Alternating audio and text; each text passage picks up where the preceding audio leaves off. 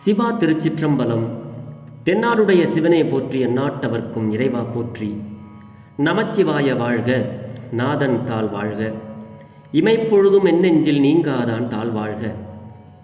ஈர்த்து என்னை ஆட்கொண்ட எந்தை பெருமான் நம் பெருமான் சிவபெருமான் திருவடிகளை மனம் மொழி மெய்களாலே வணங்கி பெருமக்கள் நாயன்மார்களுடைய திருவடி தாமரைகளை இதய கமலத்தில் வைத்து போற்றிக் கொண்டு எனது அருட்குருநாதர் திருமுறை பன்னிசை மாமணி வே சுந்தரமூர்த்தி தேசிகரையாவுடைய திருவடிகளை நீல நினைந்து திருமுறை செந்நெறிக்குள் என்னை ஆற்றுப்படுத்திய சிங்கப்பூர் திருஞான சம்பந்த பெருமான் சிவநெறி திருக்கூட்டத்தின் அடியார் பெருமக்களது திருவடிகளை நீல நினைந்து மற்றும் அடியார் பெருமக்களது திருவடிகளை வணங்கிக் கொண்டு பெரும் பற்ற புலியுரானை பேசாத நாள் எல்லாம் பிறவாத நாளே என்ற அருள் சிந்தனையில் இன்றைய தினம் நாம் சிந்திக்க இருப்பது அருள் தரும் திருஞான சம்பந்த பெருமான் திருவாய் மலர்ந்தருளிய திருக்கடை காப்பு என்னும் 3வது தமிழ் வேதம் 120வது திருப்பதிகம். இது திரு ஆலவாயில் அருளிய திருப்பதிகம். இந்த பதிகம் திரு மறைக்காடு என்ற தலத்தில் ஞானசம்பந்த பெருமான் திருநாவுக்கரசு பெருமானுடன் இணைந்து உழவார பணியை செய்து கொண்டிருந்த பொழுது, அங்கே திருமுறை பதிகங்கள் பாடிக்கொண்டிருந்த பொழுது மங்கையர்க்கரசியாரும் குலச்சிறையாரும் இணைந்து ஞானசம்பந்த பெருமானை மதுரைக்கு வந்து சைவம் தழைக்க ஞானசம்பந்த பெருமானிடம் வேண்டினார்கள். ஆலவாய் பெருமானிட்ட விண்ணப்பம் வச்சு ஞானசம்பந்த பெருமான் மதுரைக்கு வந்தார்னா சைவம் தழைத்து ஓங்கும் என்று இருவரும் இந்த சிவப்பணியை அவர்கள் ஆரம்பித்து வச்சது தான் இன்னைக்கு தென்னாடுடைய சிவனே போற்றின்னு சொல்லக்கூடிய அளவுக்கு அந்த தென்னாடு சைவ பூமியாக விளங்குகிறது. இதற்கு உதாரணம் மங்கையர்க்கரசியாரும் குலச்சிறையாரும் தான். அந்த கதையெல்லாம் உங்களுக்கு தெரியும். இந்த பதிகம் அருளிய தருணம் சுவாமி அங்கிருந்து கிளம்பி இவங்களுடைய அழைப்பை ஏற்று பாண்டிமா நாட்டுக்கு வந்துடுறாரு. வந்த பிறகு பார்க்குறாரு அங்கேருந்து இவங்கெல்லாம் எப்படி சிவ வழிபாடு செய்கிறாங்க அப்படிங்கிறத. இந்த பாண்டிய மன்னனுடைய மனைவியாகப்பட்டவள் சோழர்களுடைய மகள் வளவர்கோன் பாவை. சோழ நாட்டிலிருந்து பாண்டிய மன்னன் கல்யாணம் பண்ணிக்கிட்டு வந்திருக்கிறாரு. சோழ நாடு அது உங்களுக்கு தெரியும், கோயில், நிறைய கோயில், சிவ வழிபாடு நிறைந்த ஊர். அப்படி இவர் வந்து பார்க்குறாரு. இந்த காலையிலேயே அதிகாலையில் எந்திரிச்சு இந்த அம்மா குளிச்சுட்டு இந்த ஆலவாய் கோயிலில் போய் திருப்பணி செஞ்சு ஒரு ஒரு ஒரு மன்னனுடைய மனைவியாகப்பட்டவள் பாண்டிமா தேவி என்று சொல்லக்கூடிய மங்கையர்க்கரசியார் பணி செஞ்சாங்களாம். பாங்கோடு பணி செய்கிறதான், விருப்பத்தோடு அந்த கோயிலை சுற்றி பெருக்கி அள்ளி போட்டு அந்த காசலில் கோலம் போட்டு சுவாமிக்கு வழிபாடு பண்ணதை பார்க்குறாரு. பார்த்த உடனே அவர் நெகிழ்ந்து போய் மங்கையர்க்கரசியாரை முன்னிறுத்தி இந்த பாடலை முதல்லையே மங்கையர்க்கரசியாருடைய புகையை சொல்லி பாடக்கூடிய ஒரு பாடல் இந்த பாடல். இந்த அம்மா எப்படி இருக்கிறாங்க கணவன்கிட்டன்னா, கணவன் வந்து வேற்று சமயமாகிய அந்த சமண சமயத்தில் உள்ளவன்.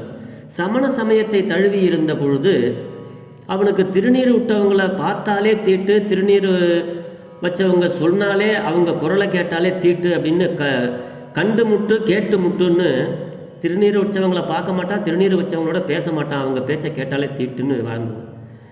ஆனால் இந்த மங்கையர்க்கரசியார் இந்த திருநீற்றையும் பெருமானருடைய அந்த சந்தனத்தையும் ஒன்றாக குழைத்து நெத்தியில் இட்டால் நம்ம வீட்டுக்காரர் வந்து வருத்தப்பட்டு நம்ம கையில் சாப்பிட மாட்டார், ஒன்றும் பண்ண மாட்டாருங்கிறதுனால இந்த திருநீரையும் அந்த சந்தனத்தையும் குழைத்து தன்னுடைய அந்த 2 மார்பகங்களுக்கும் நடுவிலே தன்னுடைய மார்பில் அந்த நெஞ்சின்னு சொல்லுவோம் இல்லையா, அங்கே பூசிக்குவாங்களாம். பெருமானுடைய சந்தனத்தையும் அந்த விபூதியையும் அங்கே பூசிக்குவாங்களாம். அப்போ எந்த அளவுக்கு இது மேலே அதை வைக்காமல் இருக்க முடியாது அவங்களால. ஏன்னா வளவர்கோன் பாவை அவங்க வந்து அங்கேருந்து வந்தவங்க. அங்கே வந்து சிவ வழிபாடு தழைத்தோங்கி இருந்தது. மதுரையில் மட்டும் அந்த நேரம் கொஞ்சம் சைவ சமயம்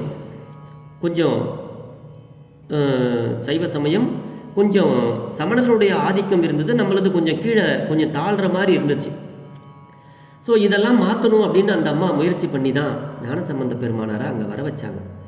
அப்படி அந்த ஒரு பணி செஞ்சதையும் அந்த அம்மா எப்படி நெத்தியில் திருநீரை விடாமல் எங்கே வைக்கிறாங்கன்னு கேட்டு தெரிஞ்சுக்கிட்டு அதை இந்த பாட்டில் இந்த குழந்தையாகிய ஞானசம்பந்த பெருமான் சொல்கிறாருங்க. இந்த முதல் வரியில் அதை தான் சொல்கிறாரு.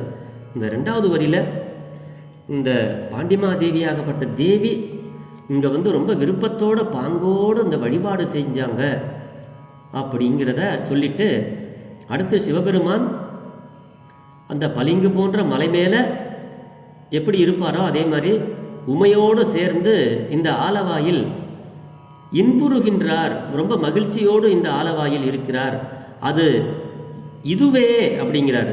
அதாவது அடியார் பெருமக்களே, அண்ணாமலை அதுவே அப்படிங்கிறதுக்கும் அது அப்படின்னா தூரத்தில் இருக்குன்னு அர்த்தம். இதுவே அப்படின்னா பக்கத்தில் இருந்தால் இது இது அப்படி சொல்லுவோம் இல்லையா, பக்கத்தில். இப்போ அந்த அந்த பாடலை நம்ம சிந்திக்கும் பொழுது அண்ணாமலையனுடைய கோபுரத்தை பார்த்து சுவாமி சொல்கிறாங்க, எது உண்ணாமுலை உமையாலோடும் உடனாகிய ஒருவன் பெண்ணாகிய பெருமான் மலை திருமாமணி திகழ மன்னார்ந்தன அருவி திரள் மழலை முழவதிரும் அண்ணாமலை தொழுவார் வினை வழுவா வண்ணம் அதுவே. வழுவா வண்ணம் அருமை அப்படிங்கிற பதிகத்தில் அண்ணாமலை அதுவே அப்படின்னு சொல்லுவார். அது அப்படின்னா கையை காட்டி சொல்கிறார் அது. இப்போ இது அப்படிங்கிறதுக்கு இது இந்த அங்கேயே ஆலவாயிலே இருந்து பாடுறார் பக்கத்துலேயே, அதை தான் சொல்கிறார் இந்த பாட்டில். இந்த பாட்டு ஒரு அருமையான பாட்டுங்க. நம்ம தினந்தோறும் பூசையில் பாடக்கூடிய மகளிர்லாம் இந்த பாட்டை பாடணும். இந்த மகளிர்லாம் பெண் அடியார்கள்லாம் இந்த பாட்டை வீட்டில் இருக்கிற அம்மையார்கள்லாம் தெரிந்த வண்ணம் பாடுனீங்கன்னா உங்களுக்கு பக்தி ரொம்ப மேலோங்கி கணவன் உங்கள் சொல்படி கேட்டு நடக்கக்கூடிய ஒரு அற்புதமான பதிகம்.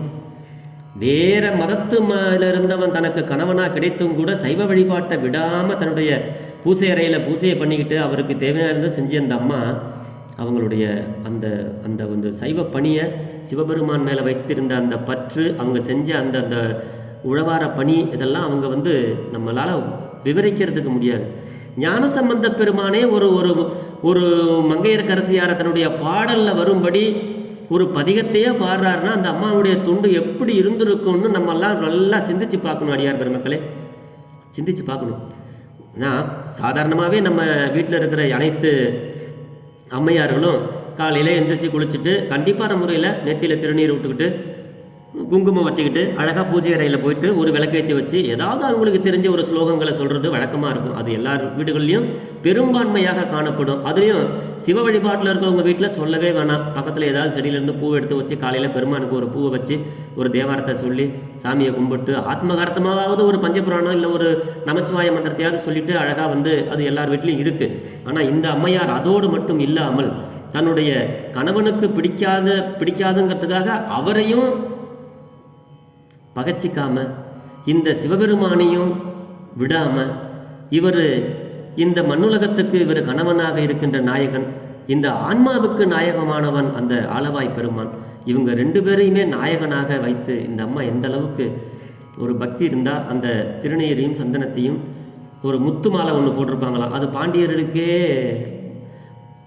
அரசியாக இருக்கக்கூடியவங்க போடக்கூடிய அந்த மாலை, அந்த மாலையோடு சேர்த்து அந்த சந்தனத்தையும் திருநீரும் நெஞ்சில் பூசிப்பாங்களாம். அந்த பாடல் தாங்க இந்த பாட்டு. இந்த பாட்டை தெரிந்த வண்ணம் நான் முதல்ல உங்களுக்கு பாடி காட்டுறேன். இந்த ராகம்னு சொன்னோம்னா இதுக்கு பூபால ராகம்னு சொல்லக்கூடியதுங்க. பண் அப்படின்னு சொல்லி நம்ம தேவாரத்தில் சொல்லக்கூடியது மெயின் பண்ணு தான். அந்த பண் புறநீர்மை அப்படின்னு அங்கே வந்துட்டாலே ராகம் அதுக்கு பூபாலம் தாங்க. இதுக்கு ஆதித்தாளம் வருங்க. நம்ம கால நேரத்தில் போயிட்டு சிவாலயங்கள் எல்லாம் திருப்பள்ளி எழுச்சி பாடி நம்ம பார்த்துருப்போம். அது இன்றைக்கி உள்ளவங்க, அதாவது ஒருத்தவங்க தூங்கிட்டு இருக்காங்கன்னு வச்சுங்களேன், அவங்கள்ட்ட போய் டேய் தம்பி, டேய் ராஜா எந்திரிப்பா அப்படி தான் சொல்லணும். அதை விட்டுட்டு போய் தூங்குறவன்ட்டு போய் டேய் எந்திரா, டேய் எந்திரா அப்படி சொன்னோம்னு வச்சுங்களேன், அவன் எந்திரிக்கும் போது திடிச்சா பிடிச்சான்னு எந்திரிச்சு படப்படப்பாயிடுவான். யாரும் இப்படி போய் எழுப்புவோமா? அந்த மாதிரி எழுப்பக்கூடாது. அதே மாதிரி சாமியை காலையில் நம்ம எழுப்பும்போது எப்படி இப்போ எடுத்த உடனே போயிட்டு வேறு பண்ணுலையோ வேறு ராகத்துலேயோ சும்மா அப்படியே சொற்றுணை வேதியன் சோதி வானவன் அப்படிலாம் பாடி அங்கே அந்த பண்ணை அங்கே யூஸ் பண்ணக்கூடாது. சுவாமி தூங்குறாருன்னா பொறுமையாக காலை நேரத்தில் எப்படி அப்படியே லேசாக அப்படி பொழுது விடியறதுக்கு முன்னாடி அந்த குருவிகள்லாம் லேசாக சூன்னு கத்திக்கிட்டு ஒரு மாதிரி அப்படியே நிசப்தமான இருக்கின்ற வேளையில் பாடக்கூடிய ஒரு பண் இந்த புறநீர்மை பண். அதை பெரும்பாலும் திருப்பள்ளி எழுச்சி இந்த ராகத்தில் தான் பாடுவாங்க. காலையில் கோயிலில் பாடுறதுக்கு இந்த ராகம் தான் உகந்த ராகம். அப்படியே நிசப்தமாக போதும். இந்த ராகத்தை நான் எனக்கு தெரிஞ்ச அளவில் எங்கள் தேசிகரையா எனக்கு சொல்லிக் கொடுத்த வகையில் உங்களுக்கு நான் அதை சொல்லி காட்டுறேன். பாடி இந்த பாட்டுக்கு பொருளையும் சிந்திப்போம். ஆலவாய் பெருமானுடைய அந்த பெருமையை சிந்திப்போமாக. திருச்சிற்றம்பலம்.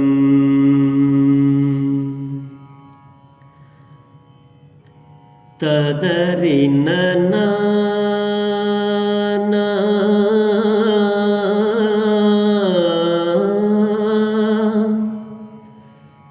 ததறி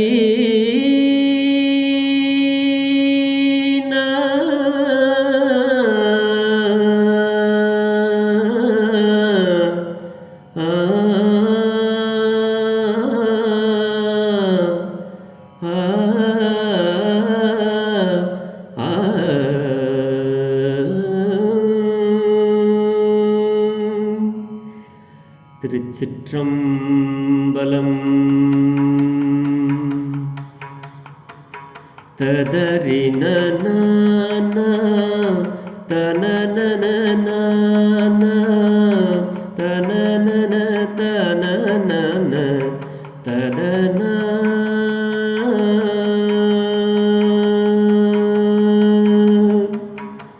முத்தின் தாழ்வடமும் சந்தன குழம்பும்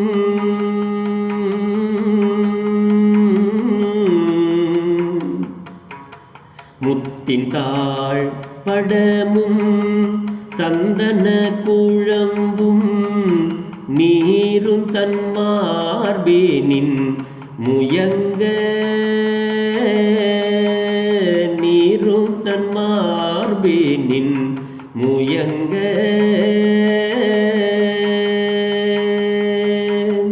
பத்தியார்கின்ற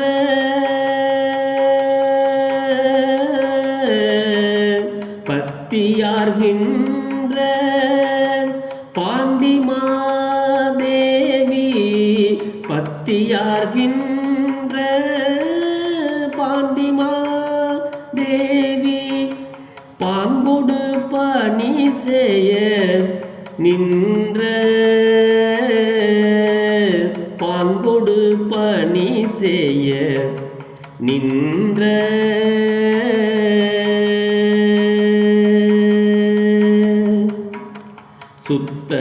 சுத்தமார்பளிங்கின் பெருமலை உடனே சுத்தமார்பளிங்கின் பெருமலை உடனே சுடர்மரகதம் மடுத்தார் போல்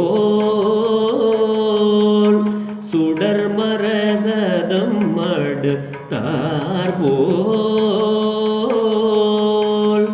அத்தனாருமையோடு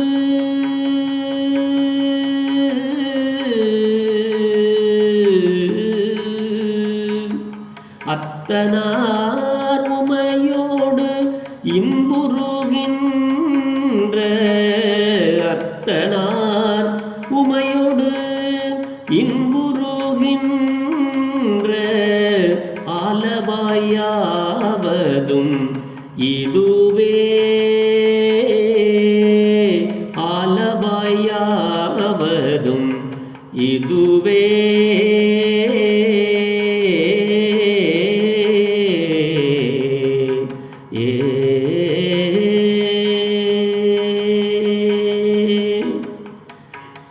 திருச்சிற்றம்பலம். அத்தனார் உமையோடு இன்புறுகின்ற ஆலவாயாவதும் இதுவே அப்படிங்கிறாரு. இந்த பாட்டுக்கு பொருளை முதல்ல நம்ம சுருக்கமாக சிந்திச்சிடும். அதாவது முத்தின் தாழ் வடமும் அப்படிங்கிறது இந்த முத்து மாலைங்க. அது இந்த பாண்டியர்களுக்கு அரசியாக இருக்கிறவங்க அவங்க அந்த பாண்டியருக்கே சிறப்பாய் உரியது. அதை இந்த அம்மையார் பாண்டிமாதேவி போட்டிருக்காங்க. அப்படி போட்டுக்கிட்டு அதோடு சேர்ந்து என்ன பண்ணுறாங்க, சந்தன குழம்பும் முத்தின் தாழ்வடமும் சந்தன குழம்புன்னா தெரியுமில்ல, குழைத்து திருநீரை சந்தனத்தில் குழைச்சி நெஞ்சில் பூசிப்பாங்களாம் அந்த அம்மையார். சிவசிவா மங்கையர்க்கரசியார் திருவடி போற்றி. அப்படி மங்கையர்க்கரசியார் தன்னுடைய நீருந்தன் மார்பினில் முயங்கன்னா எப்பொழுதும் அவங்க அந்த திருநீரை சந்தனத்தில் குழைச்சி மார்பில் போட்டுக்குவாங்களாம். யார் அவங்க தெரியுமா? பக்தியோடு அங்கே வழிபாடு செய்கின்ற பாண்டிமாதேவியாரான மங்கையர்க்கரசியார் அப்படிங்கிறாருங்க இந்த பாட்டில். அதான் பக்தியார்கின்ற பாண்டியமா நாட்டுக்கு தேவி, பாண்டியமாட்டுடைய அரசி மங்கையர்க்கரசியார். அப்படி பக்தியார்கின்ற பாண்டிமா தேவி பாங்கோடு பணி செய்ய நின்ற அந்த கோயிலுக்கு போறாரு சுவாமி காலையில் திருப்பள்ளி எழுச்சிக்கு ஞானசம்பந்த பெருமான். அங்கே பார்த்தா விருப்பத்தோடு அங்கே பெருமானை வழிபடுறதுக்கு தொண்டுகள் செஞ்சுக்கிட்டு அந்த அம்மையார் மங்கையர்க்கரசியார் அங்கே நிற்கிறாங்க. சிவசிவா. அப்படி மங்கையர்க்கரசியார் வழிபடுகின்ற அந்த ஆலவாய் கோயிலில் பார்க்குறாரு. அதுக்கப்புறம் சொல்கிறாரு, சுத்தமார் பளிங்கின் பெருமலை உடனே அப்படிங்கிறாரு. தூய பளிங்கு மலை போன்ற சிவபெருமான், அந்த உடம்பு எப்படி பளிங்கு மலை போன்றது, அப்படி தூய பளிங்கு மலை போன்ற சிவபெருமானும் அதுக்கும் பக்கத்தில் சுடர் விடுகின்ற மரகத கொடி போல அந்த உமாதேவி அங்கே இருக்கிறாங்களாம் பெருமானுக்கு பக்கத்தில். அப்படி பெருமான் நல்ல பளிங்கு மலை மாதிரி அவர் இருக்கிறாரு, தக தக தகன்னு பெருமான். பக்கத்தில் நல்ல மரகத கொடி, சுடர் விடுகின்ற மரகத கொடி மாதிரி அந்த அம்மா பக்கத்தில் உமாதேவியும் 2 பேரும் உட்காந்துருக்காங்க. எப்படி மகிழ்ந்து வீற்றிருந்து அருளும். இந்த அம்மையார் பாண்டிமாதேவிக்கு 2 பேரும் அப்படி ஒரு காட்சியை கொடுத்து அவங்க 2 பேரும் மங்கையர்க்கரசியாருடைய பூசைக்கு ஏற்று மகிழ்ந்து அங்கே வீற்றிருந்து அருள் செய்கின்றார்கள். அப்படிப்பட்ட இடம் அல்லவா இந்த திரு ஆலவாய், அது ஆலவாய் இதுவே அப்படின்னு சொல்லி இந்த கோயிலை காட்டுறாருங்க. இதுதான் பெருமான் இந்த மங்கையர்க்கரசியாருக்காக இப்படி ஒரு காட்சி கண்டு அங்கே விரும்பி வீற்றிருந்து அருளுகின்ற திரு ஆலவாய் இதுவே அப்படின்னு சொல்லி இப்படி இங்கே தான் இருக்குது அப்படிங்கிறத நமக்கு அழகாக சொல்கிறாருங்க இந்த பாட்டில், இல்லையா? ஏன்னா கணவன் அந்த சமண நெறி இருக்கிறாரு, ஒழுகிய தம் கணவரான பாண்டிய மன்னர், அவருடைய மனது புண்படாதிருக்க மங்கையர்க்கரசியார் திருநீற்ற தன்னுடைய மார்பில் பூசிக்கொண்டார். இது அம்மையாரினுடைய மாண்பை உணர்த்தும். இப்போ எந்த அளவுக்கு பெருமான் மேலே ஒரு அன்பு இருந்தால் யார் மனசையும் புண்படுத்தாத ஒரு மனப்பான்மை இந்த அம்மையார்கிட்ட இருந்தது. நம்ம ஊரில் நம்ம நாட்டில் இருக்கிற அனைத்து அம்மையார்களுக்கும் யார் மனதையும் புண்படுத்தாமல் இருக்கிறதுக்கு பெருமான் அருள் செஞ்சால் மிக சிறப்பு. நிறைய பேர் அப்படி தான் இருக்கிறாங்க. ஆனால் ஒரு சிலர் இந்த அதை மறந்துட்டு மாமியார் மருமக அப்படின்னு வரும்பொழுது சில இடங்களில் தன்னுடைய இந்த சாந்தமாக இருக்கிறத விட்டுட்டு கடுமையான சொற்களை எல்லாம் சொல்லி மருமகளை திட்டுறதும் அந்த மாதிரி ஒரு பழக்கமாக வருது. பொதுவாகவே யாருடைய மனதையும் புண்படுத்தாமல் இருக்கணுங்கிறத அந்த பண்பை, அந்த மாண்பை மங்கையர்க்கரசியார் இந்த பாடலில் நமக்கு அருளுகிறாருங்க. அதை தான் இந்த பாட்டில் நமக்கு சொல்கிறார். ஆக இந்த பாடல் ஒரு அற்புதமான பாடல். இந்த பாடல் முழுக்க நம்ம சிந்திச்சோம்னா அழகான பாடல். இதில் ஃபஸ்ட்டு பாட்டு ரொம்ப எளிமையாக நீங்கள் பாடலாம், எல்லா கோயில்லையும் நம்ம பாடுறாங்க. ஆனால் வேறு ராகத்தில் பாடுறாங்க. ஆனால் இதை முறையாக கால நேரத்தில் போய் அந்த பணி செய்யும் பொழுது பாடக்கூடிய பாடல். அது அதே பண்ணில் பாடுறது தான் சிறப்பு. அழகாக பாடலாம் இதை. மங்கையர்க்கரசி வலவர்கோன் பாவை வரிவலை கை மட மானி. இந்த பாட்டில் சொல்றார், பங்கைய செல்வி பாண்டிமாதேவி பணி செய்து நாள்தோறும் பரவ தினந்தோறும் அந்த கோயிலில் போயிட்டு வழிபாடு செய்யவும் தொண்டு செய்யவுமா இருக்காங்க.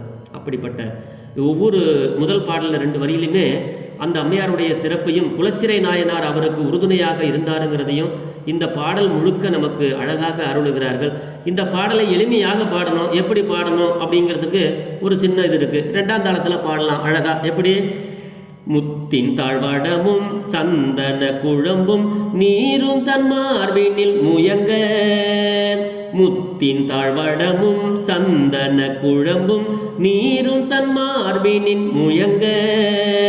பத்தியார்கின்ற பாண்டிமாதேவி பாங்கோடு பணி செய்ய நின்ற பக்தியார்கின்ற பாண்டிமாதேவி பாங்கோடு பணி செய்ய நின்ற சுத்தமர் பளிங்கின் பெருமலை உடனே சுடர் மரகதமடுத்தார் போல் அத்தனார் உமையோடின் புருகின்ற ஆலவாயாவதும் இதுவே அத்தனார் உமையோடு இன்புருகின்ற ஆலவாயாவதும் இதுவே.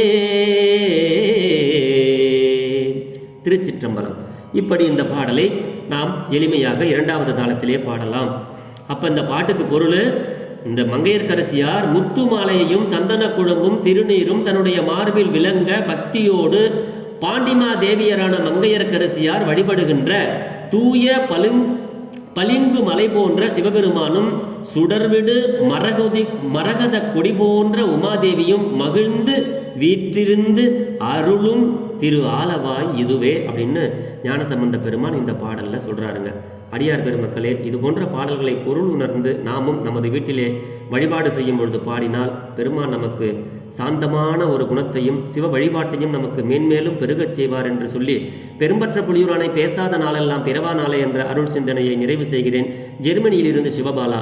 குறைவில்லாத உயிர்கள் வாழ்க, மேன்மைகள் சைவ நீதி விளங்குக உலகமெல்லாம், இன்பமே என்னாலும் துன்பமில்லை ஆலவாய் சிவனடியே சிந்திக்கப் பெற்றேன் நானே, ஆழ்க தீயது எல்லாம் அரண்நாமமே சூழ்க, வையகமும் துயர் தீர்கவே, எல்லா உயிர்களும் ஈசன் அருளாலே இன்புற்று வாழ வேண்டி அமைகிறேன். அடியார்க்கு அடியேன் சிவபாலா. சிவா. திருச்சிற்றம்பலம்.